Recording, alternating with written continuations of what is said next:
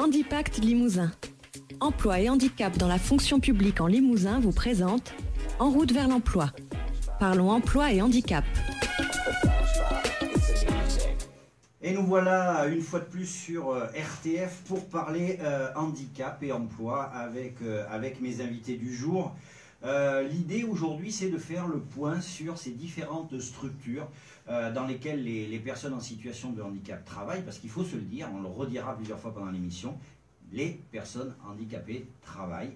Et il ne faut pas croire qu'on les met comme ça dans un coin et on leur fait faire de l'occupationnel ou jouer au domino toute la journée. Non, non, ça c'était il y a extrêmement longtemps. Aujourd'hui, on est dans une véritable approche professionnelle. Mais en France, comme tout est un peu compliqué, comme il y a 50 000 structures pour faire 50 000 trucs, voire des fois la même chose, j'ai décidé d'inviter quelques personnes dont c'est le métier et qui vont nous expliquer quelles sont les différences entre les différentes structures et ce qu'ils font exactement toute la journée avec ces personnes en situation de handicap, avec ces travailleurs, avec ces salariés, parce que là aussi, il y a des différences de vocabulaire. Avant de présenter les invités, je vous rappelle que donc, vous pouvez nous écouter en direct et nous regarder en direct sur Facebook, sur la page Facebook En route vers l'emploi, comme ça vous verrez les invités. Si vous regardez sur Facebook, vous allez sur la page internet de RTF pour avoir le player qui vous permettra d'avoir un meilleur son que simplement sur Facebook. Et puis, tout au long de l'émission, c'est-à-dire jusqu'à 10h, vous pouvez nous appeler au 05 55 50 09 09, 05 55 50 09 09, pour nous poser vos questions, pour témoigner, mais comme chaque dimanche, si vous vous êtes réveillé d'un mauvais pied et si vous avez décidé de chouiner, c'est pas la peine d'appeler parce que je ne vous prendrai pas. Ici, on ne prend que les gens qui ont envie de dire quelque chose de positif, parce qu'il y a toujours quelque chose de positif. Regardez, ce matin sur Limoges, il fait gris, mais on a Anne-Laure Bourreau dans le studio. Donc vous voyez, c'est déjà quelque chose de positif. Bonjour Anne-Laure. Bonjour. Alors Anne-Laure, elle est directrice de l'ESAT, l'Essai à Saint-Junien. Comment ça va ce matin? Très bien, impeccable. Bon, alors tu vas nous expliquer un petit peu à quoi sert un ESAT. Qu'est-ce qu'on y fait là-dedans, hein? Donc j'avais déjà eu la chance de te recevoir à la télévision. Là, on est sur un autre média. Je ne doute pas un instant que tu vas bien te débrouiller. Emmanuel, comment ça va Emmanuel? Très bien Bruno. Bon, je vais vous voyez en fait, parce qu'on m'avait dit, vous savez, dans les médias, il ne faut pas tutoyer parce que ça distancie le public. Donc Anne-Laure, vous allez bien ce matin? Très bien, bon. Emmanuel Coutelier, responsable opérationnel à Élise, c'est ça? Élise, société donc IDEVER qui porte la franchise Élise. D'accord. Oui. Et donc, pareil, vous allez nous expliquer ce que c'est qu'une entreprise d'insertion. Qu'est-ce que font les personnes en situation de handicap? Première faute, entreprise adaptée. Une entreprise adaptée. Une entreprise adaptée. Pareil, il n'y a pas d'entreprise d'insertion? Alors, entreprise d'insertion et entreprise adaptée, ce n'est pas le même public. Oui, d'accord. Mais à Élise, il n'y a pas d'entreprise d'insertion. Très bien. Ça commence bien, j'ai tout de faux. Et puis, Yves Robert, comment ça va Yves? Bonjour, alors il faut se rapprocher du micro, sinon Mario va chouiner. Yves Robert, pareil, entreprise adaptée. C'est ça. À la fondation Delta Plus. Delta Plus, qui est une grosse fondation en matière de handicap. Hein, peut-être vous nous expliquerez un petit peu ce qui se passe à la fondation Delta Plus. Bon, on va commencer avec Anne-Laure. Et oui, pardon, j'ai oublié de dire qu'on allait avoir Caroline Scherbex au téléphone. Caroline Scherbex qui est directrice du SAT Hors-les-Murs à Trisomie 21, Haute-Vienne, et qui donc va nous expliquer un petit peu ce qu'elle fait. Anne-Laure Bourreau, qu'est-ce qu'un ESAT? Déjà, est-ce que vous pouvez nous présenter l'intégralité de la structure à Saint-Junien? Oui, alors l'ESAT de Saint-Junien est un établissement, donc les services d'aide par le travail, qui accueille 64 travailleurs handicapés. Et donc, c'est l'association de soutien et d'accompagnement aux personnes handicapées, l'ASAF, qui gère cette structure ainsi qu'un service d'accompagnement à la vie sociale. D'accord. Au départ, cette structure a été mise en place, comme bien souvent, par une association de parents? Tout à fait, ouais, en 79. D'accord. Aujourd'hui, donc un ESAT, c'est une structure qui offre aux travailleurs handicapés. J'ai été chercher des définitions officielles, hein, des activités professionnelles et un soutien médico-social et éducatif. Il accueille le travailleur handicapé dont les capacités de travail ne permettent pas de travailler dans une entreprise ordinaire ou une entreprise adaptée. Déjà, là, il y a un petit souci. Vous pouvez prendre la parole, hein, si vous voulez, messieurs, au fur et à mesure. Il y en a qui révisent. Yves, il révise. Hein. Ouais. Yves révise. Moi, j'enregistre. Voilà, il révise, Yves, pour savoir ce qu'il fait toute la journée. Ouais, C'est incroyable. c'est pour son patron. Tiens, j'en profite pour, si jamais Raymond nous écoute, Raymond Volonda, Yves révise. Il ne sait pas ce qu'il fait la journée, donc je ne sais pas ce qu'il va dire à la radio. Je reviendrai. Alors, plusieurs questions. Anne-Laure, et effectivement Emmanuel et Yves, vous pourrez peut-être répondre. On dit, il accueille, donc les ESAT accueillent le travailleur handicapé dont les capacités de travail ne permettent pas de travailler dans une entreprise ordinaire ou une entreprise adaptée. Qui définit ces fameuses capacités de travail?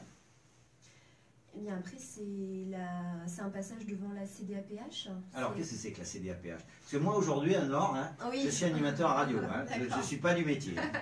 Eh ben, c'est la Commission des droits à l'autonomie des personnes handicapées qui dépend de la MDPH, donc ici 87, qui va statuer en effet sur une orientation en ESAT ou non. D'accord. Donc, si je comprends bien, si j'ai bien révisé, une personne est en situation de handicap si la MDPH le dit, déjà, et l'évaluation des capacités de travail, c'est la MDPH. Voilà, qui s'appuie aussi souvent sur des évaluations au sein de nos établissements. D'accord. Voilà, dans le cadre de stage. Alors ça, c'est intéressant. Sachant qu'il n'y a rien de figé. Une personne qui aujourd'hui est en ESAT peut évoluer vers le secteur entreprise adaptée. Alors justement, on en parlera ça à un moment donné parce qu'il y a cette notion de parcours, cette notion de temps qui est important hein, pour que les gens comprennent bien. Il y a des situations qui sont plus ou moins figées hein, et puis il y en a d'autres où justement c'est votre travail d'accompagner les gens sur un parcours qui va aller vers l'autonomisation, vers plus de responsabilité, plus de capacité, hein, plus de compétences. C'est ça. Donc on a le point de départ, comme toujours, c'est pas moi qui l'ai dit, c'est Anne-Laure, c'est la MDPH. Si vous voulez, c'est comme ça, c'est la MDPH. J'en profite pour saluer tous les gens qui travaillent dans toutes les MDPH de France. Anne-Laure, une personne donc rentre à l'ESAT. Alors comment ça se passe d'abord? Comment elle arrive jusqu'à l'ESAT? Eh bien alors, du coup, donc elle est passée par la MDPH au préalable, qui lui a fourni une liste de structures. Donc après, c'est à la personne de prendre contact avec l'établissement. Voilà. Ouais. Donc elle est sur liste d'attente au départ. Complètement. Elle est inscrite sur liste d'attente, tout à fait. Ouais. Et puis ensuite, voilà, quand une place se libère et qui correspond en effet aux souhaits de la personne, puisque dans nos établissements, on va avoir des activités professionnelles diverses et variées.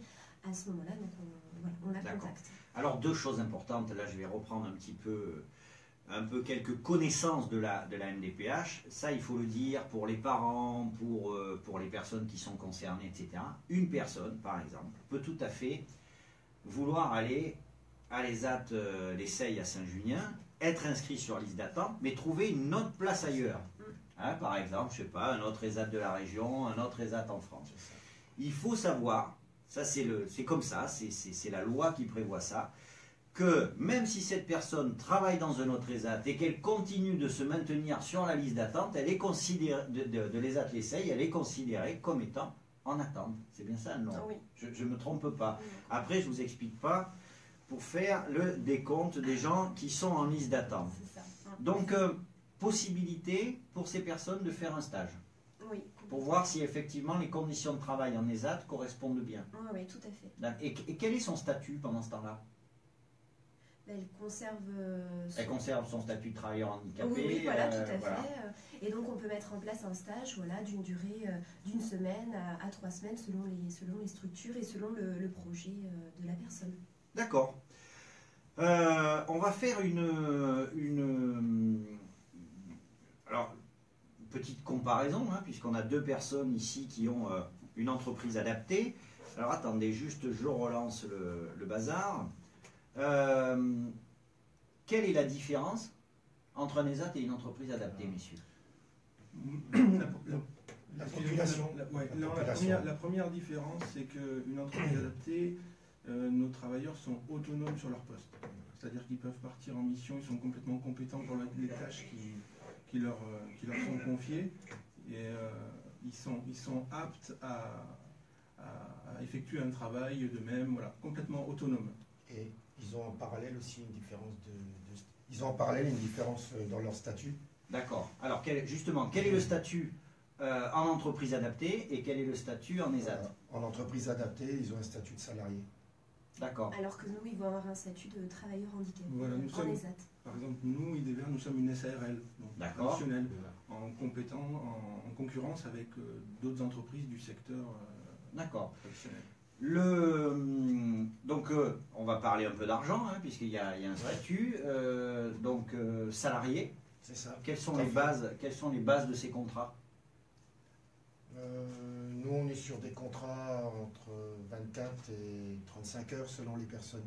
D'accord. On a, donc dans les ISEA, on doit avoir 80% de personnes en situation de handicap. Voilà, ça c'est important à dire. Voilà. Dans une entreprise adaptée, il doit y avoir au moins 80% des effectifs qui se composent de personnes en situation de handicap. Voilà, donc, IDVR, nous sommes 21 en tout, 21 salariés. Oui. Donc 20 salariés ont la reconnaissance travailleurs handicapés, un seul est travailleur valide. Voilà. Donc ça donne un bon ratio. D'accord, effectivement. Effectivement, c'est pas mal.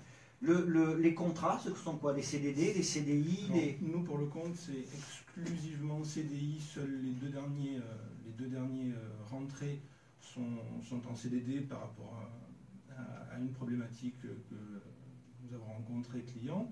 Mais sinon, voilà, la volonté de nos dirigeants, c'est vraiment de faire des CDI pour que les personnes soient à l'aise dans leur emploi et voilà. D'accord. C'est exactement la même chose à la Fondation Delta Plus. Ouais. Ils sont donc tous nos salariés, forcément, sont en CDI. Ouais. Ce qui leur permet de pouvoir s'investir vers leur retour dans l'emploi, on va dire, milieu ordinaire. On va y arriver à ça. C'est ça un peu le paradoxe. Hein. Il y a quand même un paradoxe là-dessus, puisqu'on parle de CDI. On parle de travail entre guillemets un peu adapté, on parle bien d'entreprise adaptée, et puis on me dit qu'on travaille pour aller vers autre chose. Donc on va y venir. On va y venir parce que c'est quand même quelque chose sur lequel il faut passer du temps. Au niveau des salaires, est-ce que ces personnes sont payées pour les entreprises adaptées comme le salarié lambda le SMIC. Au SMIC? Oui, tout à fait. Pareil que le SMIC, un peu plus pour voilà, ceux qui ont des capacités de chef d'équipe et qui sont à même d'encadrer une équipe. Donc effectivement, c'est valorisé. Ouais. Mais sinon, la base reste... C'est le même fonctionnement salarial qu'une entreprise traditionnelle. C'est-à-dire c'est une entreprise adaptée mais en milieu ordinaire, c'est ça. Exactement. C'est ça. Pas en milieu ordinaire, voilà.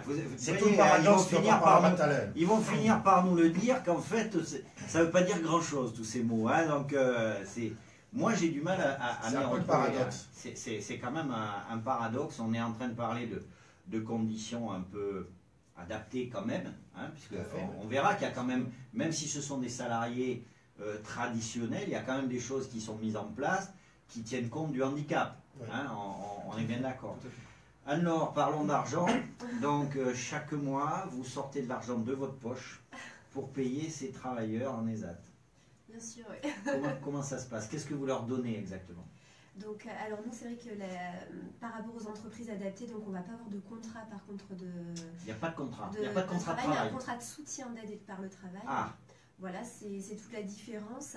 Donc, ils ne vont pas avoir de CDI, mais on ne peut pas les licencier. Par contre, ils vont bien sûr toucher une rémunération, un pourcentage du SMIC, alors qui varie selon les structures. Puisqu'en effet, nous, notre particularité, c'est qu'en effet, à la fois en ESAT, on les accompagne au niveau, on va dire, éducatif, mais il y a toute une partie travail de production, comme une entreprise, on va dire, classique. D'accord, donc pas de travail, pas de contrat de travail. Non. Quel est le lien donc qui vous... C'est ce fameux contrat éducatif? Le contrat de soutien et d'aide par le travail, ouais. D'accord. Tout à fait, qui lie le travailleur handicapé avec la structure. Une question comme ça qui me vient en tête, l'âge de la retraite, c'est le même, même pour les personnes en situation de handicap? Alors certains peuvent prétendre à une retraite anticipée à partir de 55 ans. D'accord. Voilà. Sinon, c'est l'âge légal de départ à la retraite à 62 ans. Pour vous, messieurs? C'est l'âge légal de la retraite. L'âge légal de la retraite. On va peut-être rappeler assez rapidement, dans 4 minutes, on va appeler Caroline Scherbex. Donc je la préviens, si jamais elle nous écoute, qu'elle se tienne prête. Elle va avoir la chance d'avoir la douce voix de Mario au téléphone. Aujourd'hui, vous m'avez dit combien de salariés pour... Alors nous, dans l'entreprise adaptée, on a 8 salariés. 8 salariés. 21 salariés. 21 salariés et combien de travailleurs? 64. 64 travailleurs. Comment... alors, là, vous nous avez dit, ils sont payés de façon normale, traditionnelle, ces personnes-là. Est-ce que, par contre, vous bénéficiez d'aide pour pouvoir les faire travailler? Parce que, mine de rien, on peut imaginer qu'il y ait un déficit de production. Ce ne sont pas des aides pour les faire travailler, ce sont des aides pour compenser, compenser des restrictions et des aménagements pour favoriser le... Alors parlez-nous de ça justement, moi ça m'intéresse, alors pas tant l'argent parce que c'est pas le problème, mais effectivement on part du principe que même s'ils travaillent dans une entreprise adaptée, c'est un travail quasi normal, mais par contre il y a besoin d'adapter en quoi? Il y a besoin d'adapter leur travail journalier, les conditions de leur travail journalier. Yves? On peut avoir besoin de l'adapter sur le rythme, déjà en premier temps. C'est-à-dire avoir des journées cadencées d'une manière différente à ce qu'on pourrait trouver dans une entreprise classique. Allez-y, donnez-nous un exemple, parce que quand on ne sait pas... Quand on ne sait pas, nous par exemple, on peut décider que sur une semaine, ils ne travailleront pas le vendredi pour pouvoir avoir un rythme de récupération lié à leur situation de handicap. D'accord. Ça, c'est à l'individuel ou c'est dans l'organisation générale de travail? On essaie de le faire à l'organisation générale de travail, mais dans l'absolu, on pourrait le faire en individuel en cas de difficulté. Et là, comment ça se passe? C'est basique, mais ça veut dire qu'ils ne vont pas travailler 35 heures. Si, vous le faites autrement? Alors chez nous, ils sont à un contrat plus petit, comme je vous l'ai dit tout à l'heure. Donc on répartit le temps de travail différemment. D'accord. Chez mon collègue, mais ça doit être sensiblement la même chose. Non, ils sont à 35 heures pour la plupart. Certains sont par rapport à des problématiques un peu plus lourdes en mi-temps thérapeutique. D'autres ont des aménagements particuliers pour pouvoir avoir leur séance de kiné l'après-midi. D'accord. C'est important, il y a cette histoire de soins aussi. Donc cet aménagement qui peut être régulier ou alors occasionnel, ça crée des petits trous au planning et après à nous de faire notre petite chose derrière pour que le client ne s'en rende pas compte, parce que c'est là où ce qui est vraiment important, c'est qu'on est en concurrence avec des entreprises, on va dire du secteur normal, normal, on dit normal, mais ordinaire. Ordinaire. Donc, même si vous êtes dans le secteur ordinaire. On est sans arrêt entre ces deux balances, d'être concurrentiel et de faire attention vraiment au bien-être de nos salariés. Et en ça, on essaie de faire notre maximum. Alors on va rentrer dans le champ tout à l'heure des activités justement que vous menez, de quelle façon. Anne-Laure, vous, c'est quoi l'adaptation? Là, il y a plus d'adaptation, j'imagine, au travail. Oui, ça va être l'adaptation du poste de travail en lui-même, avec la mise en place de gabarits. Enfin, on étudie beaucoup l'ergonomie aussi des postes. Nous, il va y avoir aussi beaucoup d'adaptation par rapport au rythme de travail, donc des personnes qui vont travailler à temps partiel. Bonjour. D'accord. Tant que j'y pense, c'est l'occasion peut-être aussi de dévier un tout petit peu, mais pas tant que ça, vous allez le voir, vos personnels encadrants. Ça peut être intéressant parce que moi je connais plein de gens qui voudraient travailler dans le secteur du handicap ou dans le secteur de l'accompagnement. Quel est le profil justement des personnes qui sont vos salariés, qui ne sont pas forcément en situation de handicap, mais qui peuvent l'être aussi, et qui sont là pour accompagner aussi bien d'un point de vue technique au niveau d'autres choses, du travail sur l'insertion pro ou quoi que ce soit. Quel est le profil de ces gens? Il y a un mot qui me vient à l'esprit dès que vous en parlez. Il faut vraiment quelqu'un d'humain. Voilà. Il faut être humain, il faut vraiment... mais ça ne suffit pas. Non. Ça ne suffit pas. Attention Emmanuel, parce qu'une fois qu'on a dit ça... Il faut être vraiment humain. D'accord. Il faut avoir de l'empathie, il faut être humain, mais il faut aussi avoir une notion forte d'accompagnement, parce que le but premier, avec toute la bienveillance qu'on a dans nos structures, c'est de ramener la personne en situation de handicap le plus possible vers le fonctionnement du milieu ordinaire de travail, avec une autonomie. Du coup, il faut aussi qu'il ait des spécificités techniques. D'accord. En lien avec l'activité professionnelle. Avec l'activité professionnelle, voilà, en parallèle de tout ça. D'accord. Anne-Laure? Oui, donc en exact, nous, ce sont des moniteurs d'atelier. Donc ça, c'est un diplôme. Voilà. Faut le dire tout de suite. Certificat de branche de moniteur d'atelier. Et du coup, donc il y a vraiment cette double casquette d'accompagnement médico-social, mais de rôle à jouer au niveau de la production.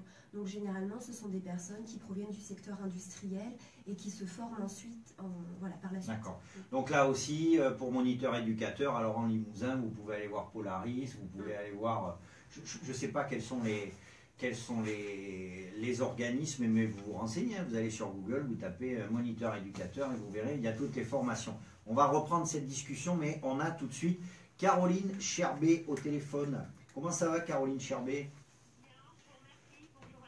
Bon, il fait beau là ou il fait mauvais? Il fait mauvais. Bon, moi je mets le casque, je ne sais pas si les autres écoutent. On a commencé à parler ce matin avec Anne-Laure Bourreau, Yves Jourde et Emmanuel Coutelier de leurs structures respectives, de l'accompagnement des personnes en situation de handicap dans l'emploi et éventuellement vers l'emploi. Mais il me semblait important de vous avoir au téléphone parce que donc, vous êtes directrice de Trisomie 21 en Haute-Vienne, c'est bien ça? Oui, tout à fait. Est-ce que vous pouvez nous présenter un petit peu ce qu'est Trisomie 21? En fait, Trisomie 21, donc Haute-Vienne, est une association qui gère un service d'aide par le travail hors les murs et un service accompagnement vie sociale. D'accord. Et dans le SAT hors les murs, en fait, on travaille exclusivement avec le milieu ordinaire. Et avec la différence de mes collègues, on n'a pas d'atelier de production. C'est-à-dire que la personne vient nous rencontrer en nous expliquant son projet. Et nous, on s'adapte à son projet et en fonction du secteur d'activité, on va démarcher les entreprises et voir quelle entreprise peut accueillir la personne en situation de handicap dans le cadre d'une mise à disposition. D'accord. Là, alors tout le monde connaît la trisomie 21.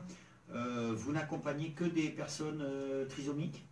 Non, on a en fait notre agrément, donc c'est des personnes avec trisomie, mais avec déficience intellectuelle également. D'accord. Alors, Yves et Emmanuel nous disaient que les personnes qu'ils accueillaient étaient des salariés à part entière. Anne-Laure nous disait que c'était des travailleurs, mais des travailleurs au sens ESAT. Vous, quel statut ont les personnes que vous accompagnez? Ce sont des travailleurs handicapés, en fait, qui ont une fiche de paye qui est élaborée par nos services. Et ensuite, ils sont mis à disposition en milieu ordinaire dans une entreprise ou collectivité. Donc ça veut dire qu'ils sont salariés? Ils ne sont pas salariés dans la mesure où, en fait, ils n'ont pas de contrat de travail. Donc ils sont travailleurs comme Anne-Laure? Voilà, ils sont travailleurs comme les personnes de Anne-Laure Bourreau. D'accord. D'accord. Oui, parce que SAT et ZAT, on est dans la même chose. Hein. Alors, la vraie spécificité, qui n'en est pas vraiment une, parce que qui n'en est pas vraiment une, pardon, puisqu'il y a d'autres structures, hein, et Anne-Laure nous en parlerons, qui externalisent un peu le travail. C'est donc que ces personnes, ça c'est important de le redire, parce que pour vous, pour nous, ça semble évident, mais on a bien des personnes, là en l'occurrence on va dire des personnes trisomiques, qui sont en milieu de travail traditionnel. On est d'accord? Oui, tout à fait. Certes, ils sont accompagnés. Oui. Donc comment se passe cet accompagnement? C'est-à-dire que vous avez un éducateur ou un éducateur technique qui est toute la journée ou pas? Non, en fait, on a des accompagnateurs de projets qui sont dans nos services et qui accompagnent, on va dire, au minimum une fois par semaine en entreprise. Ils vont faire une visite. Ce qu'il faut savoir, c'est qu'ils accompagnent la personne en situation de handicap, mais également les professionnels de l'entreprise. Voilà. Parce qu'à terme, c'est de rendre l'environnement autonome par rapport à l'accompagnement des personnes en situation de handicap. Donc, on va dire voilà, si on imagine un peu et qu'on devient un peu utopique, l'idée est de venir à terme nous, se retirer complètement et se dire que l'entreprise est en capacité d'accompagner cette personne-là. Eh oui, effectivement, là vous soulevez quelque chose d'extrêmement important, c'est-à-dire que cette immersion dans le milieu ordinaire nécessite une sensibilisation et peut-être une formation particulière des autres salariés de l'entreprise aux personnes accueillies en situation de handicap. Donc nous, en fait, on accompagne la personne, les professionnels, on peut mettre en place des temps d'information, formation, qui sont évalués en fonction des besoins des personnes, des demandes de l'entreprise, des situations ponctuelles ou des difficultés ponctuelles qu'il peut y avoir. D'accord. Comment vous trouvez ces entreprises, parce que c'est un peu une sorte d'échange, c'est-à-dire que à la fois leur accueil permet de former, d'autonomiser ces personnes, et puis il y a un véritable travail qui est fourni derrière.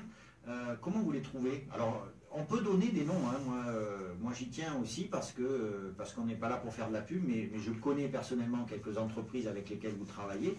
Dites-le, vous pouvez donner des noms et dire comment s'est fait ce rapprochement. Alors en fait, il y a plusieurs types de rapprochements. Il peut y avoir dans notre réseau, dans le bouche à oreille, et puis après il y a du démarchage purement commercial en fonction des secteurs d'activité où là on ne connaît pas d'entreprise spécifique et puis on y va comme un commercial, voilà, on va taper à la porte.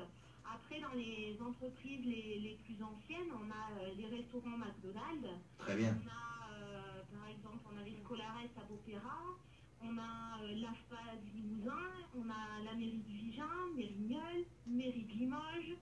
Après, on en a une quinzaine d'entreprises ou collectivités. Voilà. On a également le truc de Vanto, le groupe Ensemble, et on a aussi depuis récemment le centre équestre d'Ambazac.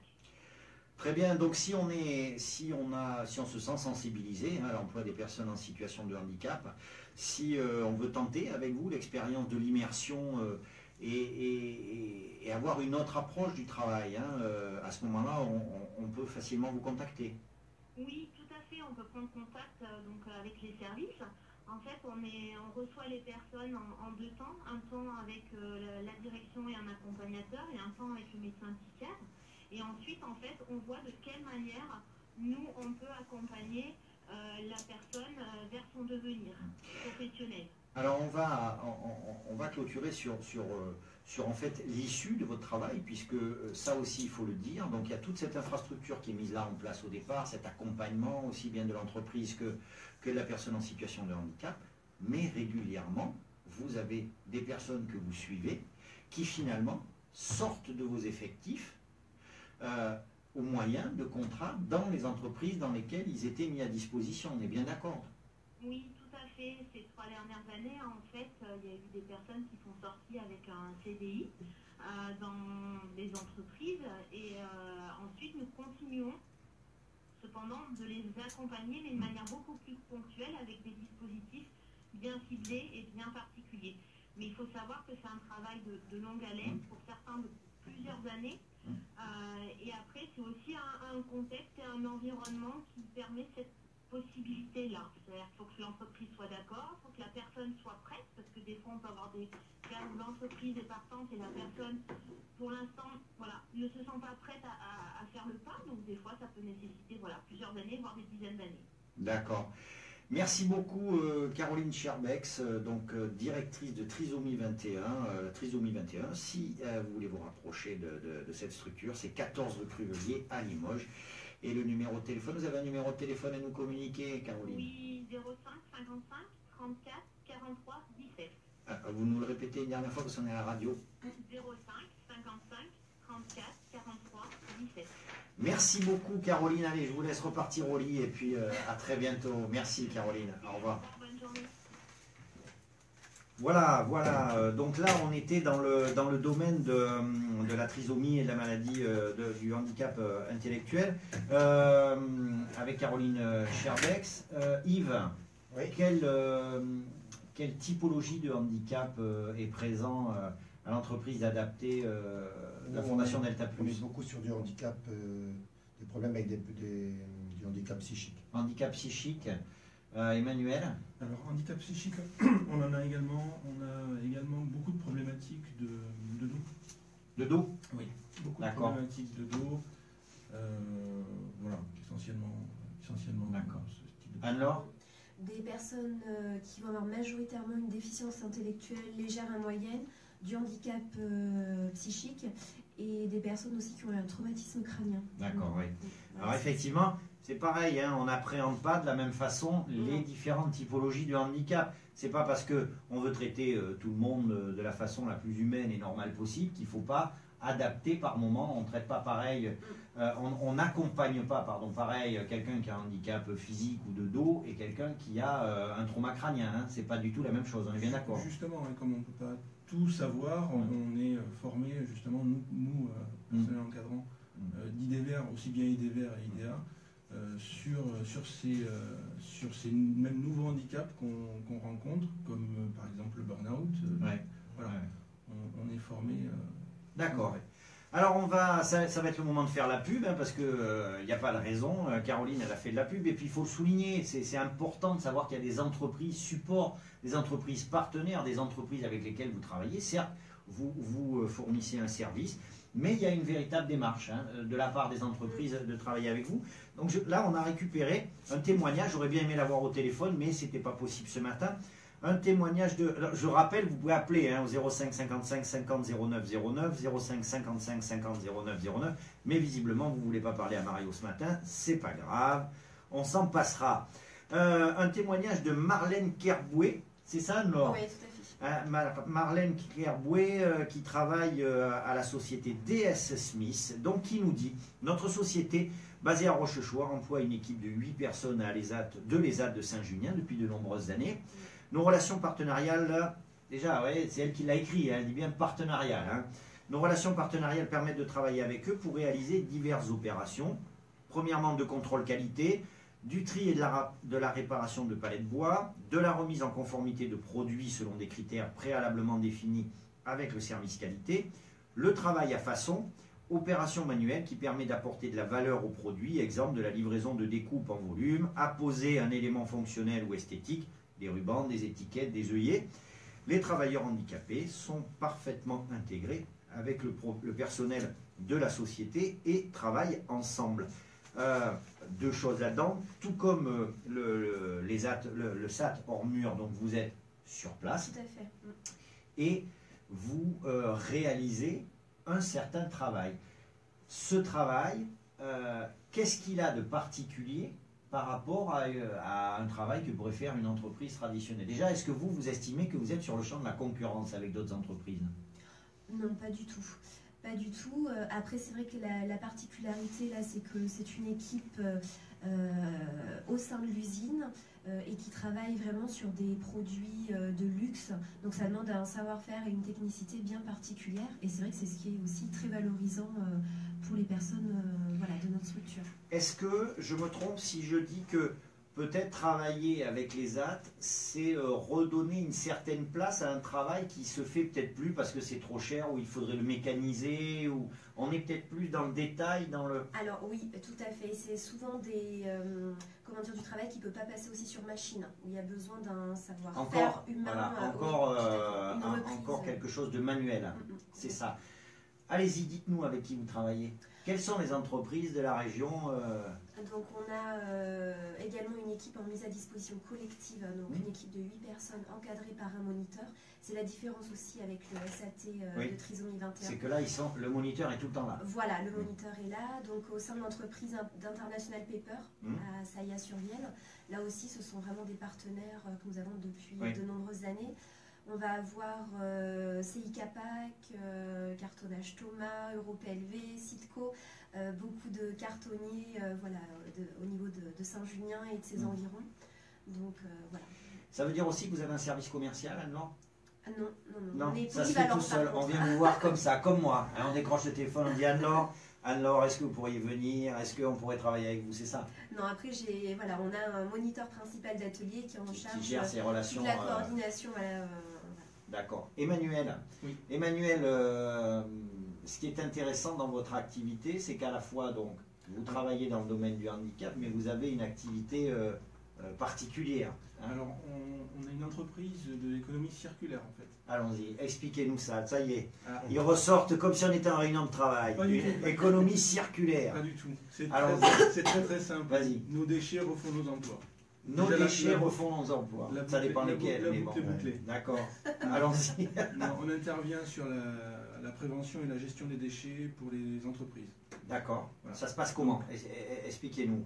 Qu'est-ce que vous faites exactement? Ce qu'on fait, on aide les entreprises à être en conformité avec le décret du tri de papier à la source, donc un décret qui est paru en 2016. Ouais. On met en place les divers contenants qu'on a par rapport à la franchise Élise pour collecter tous les déchets de bureau, le papier, les cartouches, les gobelets, tous les déchets qu'on peut rencontrer au sein d'un bureau. D'accord. Donc tous ces déchets, on accompagne pour les trier à la source et ensuite on les collecte. Voilà. Donc on a toute une trame de collecte sur tout le haut de notre grande région, parce qu'on a 3 sites. Un à Limoges, un à Cognac et un en banlieue de Niort. Voilà. Et une fois que ces déchets arrivent sur nos centres Élise, ils sont triés en plusieurs catégories, donc séparés. Et le papier, qui est véritablement notre cœur de métier, nous le trions jusqu'en 7 qualités différentes. D'accord. Pour optimiser le recyclage. D'accord. Voilà. Un petit mot de Mario qui me fait des grands signes derrière. Vas-y Mario, c'est parti. Un petit mot parce que sur le Facebook donc de En route vers l'emploi, on a Laurence Esteban qui nous félicite. Laurence, merci Laurence. Qui nous dit bravo pour cette belle émission. Voilà. Merci Laurence. Merci. Laurence de la Croix-Rouge. Laurence qui est venue dans ce studio. Merci, on te bise. Yves Jourde, vous faites quoi? Yves Jourde, ce qui n'est pas du tout, il est dans le bâtiment. Yves Jourde. Ah, Yves Robert, allons-y. Yves Robert, qu'est-ce qui se passe à Delta Plus? Alors, à Delta Plus, l'activité principale, en tout cas ce qui concerne l'entreprise adaptée, c'est les espaces verts. Oui. Donc on est là vraiment sur le traitement de grandes surfaces en espaces verts, mais également pouvoir s'adapter aux particuliers. D'accord. Mais on est aussi capable de faire des prestations sur mesure. Pour exemple, la semaine prochaine, on va intervenir sur la préparation de l'exposition canine de Limoges. On va les aider à mettre en place très bien. Pendant 2 jours la surface. Il n'y a pas de blanchisserie, il n'y a pas un truc comme ça? Alors, la particularité d'Delta Plus, c'est qu'on a à la fois un ESAT, comme chez Aglor, un chantier d'insertion et une entreprise adaptée dans le pôle travail. Voilà. Du coup, on est à la fois sur de la sous-traitance industrielle, on a la chance d'avoir une belle blanchisserie également industrielle et un pressing classique avec atelier de couture au longe. Voilà. Alors, je vous le dis pour la blanchisserie, mais parce que je suis purement narcissique, mais très bientôt, si vous allez sur la chaîne 7 à Limoges, donc à la fois sur le câble à Limoges, mais aussi sur Internet, vous cherchez 7 à Limoges, et sur la fameuse chaîne YouTube En route vers l'emploi, en Nouvelle-Aquitaine, vous verrez un reportage qui a été réalisé ces derniers jours par nos amis Alain Druot, Thierry de Gortès et un certain Bruno Gadras. Mario, tu avais quelque chose à dire? J'avais juste une petite question comme ça. Vas-y. Nous, là où je travaille, dans l'entreprise où on donne notre linge justement à une blanchisserie. Je ne sais pas si c'est cela. Peut-être la page ou il y en a d'autres. Ah, c'était l'envol, oui. On est juste à côté donc. Alors oui, c'est une bonne question, c'est-à-dire que quel est l'avantage des entreprises de travailler avec vous? Entreprises ou particuliers d'ailleurs? Enfin, il y a certaines structures où c'est plutôt des entreprises, d'autres plutôt des particuliers. Yves? Donc au niveau des particuliers, selon leur situation, j'allais dire, d'imposition, ils peuvent récupérer une partie de ces impôts avec une réduction pouvant aller jusqu'à 50% sur la facture. Emmanuel, pour les entreprises, ils ont des avantages aussi? Alors pour les entreprises, ils peuvent déduire une partie de leur contribution à AGFIP. Voilà. Et FIPHFP pour le secteur public. Voilà. Alors juste un petit truc. Toutes les entreprises de plus de 20 salariés du secteur privé ou du secteur public doivent compter dans leurs effectifs au moins 6 personnes en situation, 6% de travailleurs handicapés. Si elles n'ont pas ces 6%, il y a différentes façons de faire tomber la contribution, bien sûr l'embauche, mais aussi la sous-traitance ou le recours à des entreprises adaptées, entre des ESAT, voilà, des choses comme ça. Et avec les ESAT, il y a des avantages? Bien sûr, comme l'ont dit mes collègues, pour les particuliers, donc ça permet une déduction d'impôt jusqu'à hauteur de 50%, et pour les entreprises, ça contribue à l'obligation d'emploi. En sachant que c'est plus intéressant pour les entreprises d'avoir recours à de la mise à disposition collective au sein de leur structure, voilà, plutôt que de nous sous-traiter une partie du travail. Voilà, vous avez vu comment elle le fait avec le sourire. Elle est en train de dire appelez les ZAD d'Essay parce que le reste, ils ne mettent pas à dispo. Là, les gars, bon, c'est pas grave. Alors, nous, on travaille en prestation. On est complètement autonome. Bon, ça va finir par se battre. Ça va finir par se battre. On va faire le buzz. On aura peut-être des gens qui nous appelleront, peut-être, pour nous dire allez-y, continuez. Il nous reste 5 minutes et je voulais absolument qu'on parle de ça parce que on a vu l'origine, on a vu à peu près comment ça se passe. Hein, bien sûr, on pourrait y passer des heures. Hein, ce sont des sujets passionnants. Mais il y a quelque chose qui est extrêmement important, c'est qu'on est bien sur une notion de parcours. La notion de parcours, ça veut dire qu'on prend quelqu'un, on accueille quelqu'un à un moment T et on essaie de l'amener vers autre chose. Soit une autonomie plus importante, soit des compétences plus importantes, soit éventuellement, on l'a vu avec Caroline, une embauche traditionnelle en milieu ordinaire. Alors Anne-Laure, je vais vous donner la parole à vous d'abord parce que vous venez d'être retenue dans le cadre du Plimo 87, c'est ça? Oui. Qu'est-ce que c'est que cette histoire de Plimo 87? Alors, l'Agence régionale de santé a lancé un appel à candidature tout récemment et donc on est 9 structures à avoir été retenues. Donc 8 ESAT et le SAT 87. D'accord. Voilà. Et donc l'objectif de cette plateforme d'insertion en milieu ordinaire de travail sur le territoire du 87 s'oriente vers des travailleurs d'ESAT ou des personnes sur la liste d'attente, justement pour faciliter leur embauche auprès des entreprises ou des collectivités, en fait, en mettant en place un accompagnement individualisé de longue durée, dans le temps.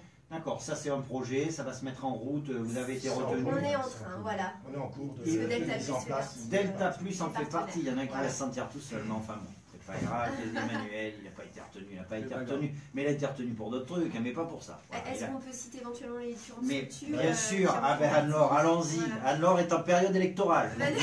Si vous cherchez un Premier ministre ou quoi, il y a Anne-Laure. Allons-y Anne-Laure. Alors donc on va avoir les structures donc, de l'ALEFPA, Delta Plus, le CDTPI, l'ARREA à Saint-Laurent-les-Églises, donc le SAT 87, l'APSA, la Fondation des Amis de l'Atelier et Prisme, voilà. Et la SAF à Saint-Junien. Voilà, que des gens compétents et plein de bonne volonté, je le dis, je le répète, c'est pour ça qu'on fait ce genre d'émission. Il se passe plein de choses sur la thématique du handicap sur le territoire limousin. On ne sait pas ce que ça se passera en Nouvelle-Aquitaine, mais en tout cas en territoire limousin, il se passe des choses, il y a des gens qui avancent. Emmanuel, vous, au jour le jour, vous travaillez pour que les gens s'en aillent? Alors, pas vraiment? Non. La problématique des entreprises adaptées, c'est qu'on aménage tellement bien les postes et les gens sont tellement à l'aise dans l'entreprise que pourquoi aller chercher du travail ailleurs alors qu'on s'est donné du mal et que je suis bien dans mon poste? Voilà, d'accord. Voilà la problématique qu'on rencontre. Après, c'est vrai que comme on passe du temps avec nos salariés, on est à même de lever tous les petits freins pour qu'ils progressent, qu'ils évoluent dans leur métier, que leurs compétences soient vraiment réelles et solides.